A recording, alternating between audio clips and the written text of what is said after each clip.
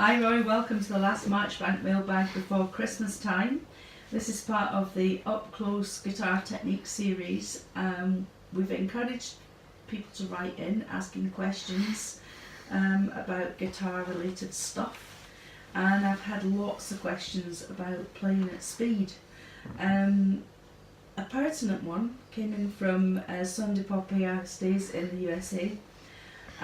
It breaks down into three parts. The first is, did Roy study Michelangelo's work back in the 80s? Sunday refers specifically to a video called Speed Lives and Speed Kills, in which Michelangelo talks about economy of motion. In other words, the less you have to move, the faster you can play.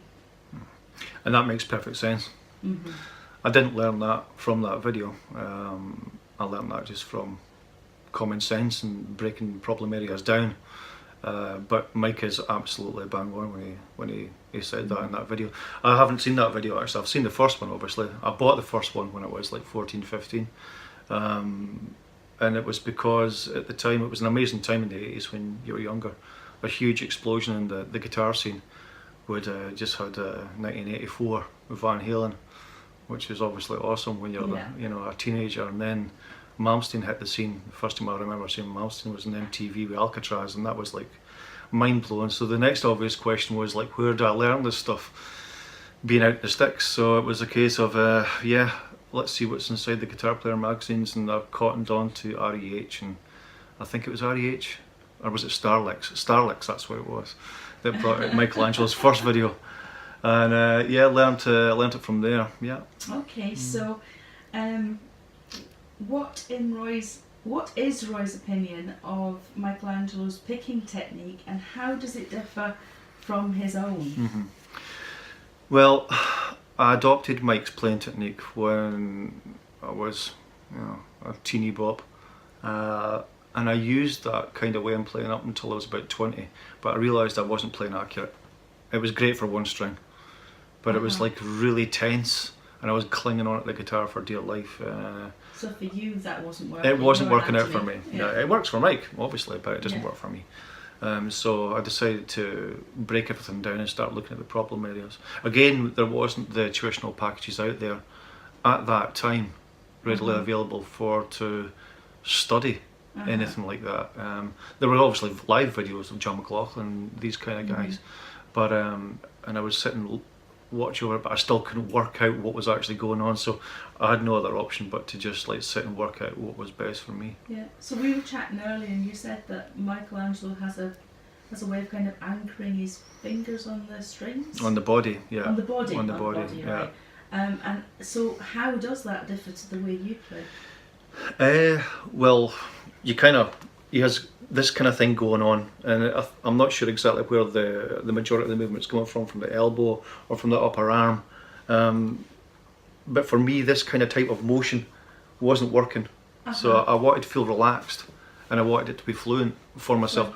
It worked for Mike, as I say, it works great for him. Where do you hold your hand? I mean, everybody can see this on the gauge. Yeah, well, no, I've talked about that before, but it's right back at right back in the song. I mean, I can play further forward, but I can't achieve the speed that I want to achieve and accurately in these strings, because first of all, the action's very low. I've got gauge 8 strings, and there's a lot of string movement happening around about that area. So to compensate for that, that's why I play right back at the saddle, because I get the maximum string tension and less movement. Yeah. So you really thought about this? Yeah. Yeah. Okay, so a third part of the question. Sandy says, as a player myself, one of the hardest things to master personally is left and right hand synchronization. It doesn't matter how hard I try, I just can't get the two hands perfectly in sync. So he says, Roy, did you ever have that problem, and how did you overcome it? Yeah, well, I think everybody's got either one hand or the other a little bit more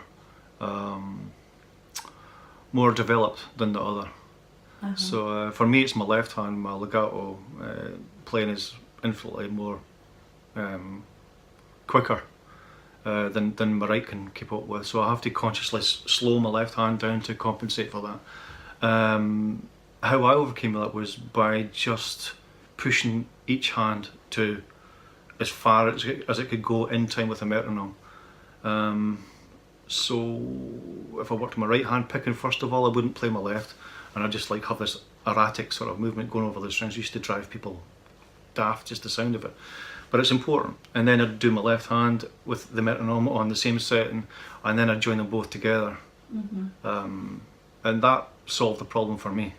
I'm not saying it's going to solve the problem for anybody else, but that's how I did it. Okay. So could you help me solve the problem? Go on. Could you help me with wrapping the presents? I was wondering when that was going to come up. Yeah, No, sure. I'll tell you. I have a question. Why do you play so fast? Okay. What's inspired you? Well, the first time I became aware of like anything that was quick was when I was a kid watching, obviously, the Roadrunner. You're not going to sit and play a couple of blues notes to something that's trying to be caught. Okay, so that was the first time I consciously was aware of something being played very quickly. I was, just a kid, 5 years old, I think, and it was also the first time that I was able to actually sit and laugh at the same thing simultaneously with my father. So it kind of sticks with you. Yeah. These kinds of things. So that was I was aware of the fact that something was being played that quickly, but I never once thought that a guitar would be able to do that. Yeah. So for a long time I just thought, that's for the violinists. So just let them do that. Yeah. So it's been fun. It's been a challenge. Yeah. But to be fair, you only really use the speed when you need to. It's not speed for speed's sake, which I think is important to know. Because sometimes when you're just watching the guitar technique stuff, you could say, oh, that's not musical at all, why is he doing that, But then when you actually watch the Monday recordings of all the different genres that you've been playing, original compositions mostly, you can see that you only use the speed when the piece requires. Yeah, well, I mean, it's whatever you hear in your mind's eye. Yeah. And if you've got the tool in the box to be able to do it, and that's what you're hearing, great. If you don't have it in the box, and it's inside your mind to be able to play that, then what are you going to do? Play something else? I don't want to play something else. I want to play what I'm hearing in my head. And I think, after years of probably listening to the Roadrunner and all the rest of it, that's had some kind of a, So your children are not having a misspent youth if they're watching the cartoons all day? I don't think so, as long as there's humour involved, yeah. Okay, so thanks very much for that, and we hope that answered your questions, Sunday, and interested everybody else that was watching. And from the Marchbank household, we wish you a Merry Christmas.